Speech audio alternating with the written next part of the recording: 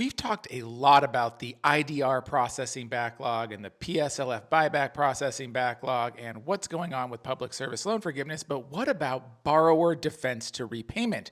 This is loan forgiveness that's related to people filing borrower defense claims, which means they were defrauded by their school, or maybe their school closed, or their school was involved in a lawsuit about misrepresenting different aspects of the program that they were enrolled in, whether that was financial aid, employment outcomes, academics, whatever. Well, there has been a lot of borrower defense claims. There has been a lot of lawsuits about these, but the fact is, a lot of them, what is it? Almost 60% of all borrower defense claims are still pending.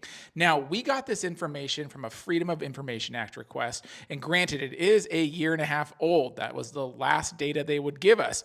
But you can see what types of colleges are getting approved for borrower defense claims. Of course, the private nonprofits, the proprietary or for-profits, the public universities, foreign universities, and the total.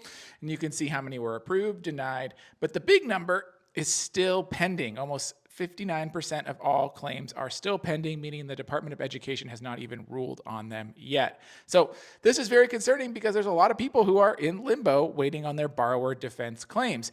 What I find interesting too, though, is if you look, it is not just for-profit schools that are getting approved. In fact, the private nonprofit schools are getting approved even in higher percentage than the for-profit ones. Granted, the volume of applications is a lot less, but if you've been defrauded by your school, borrower defense is still a path to pursue.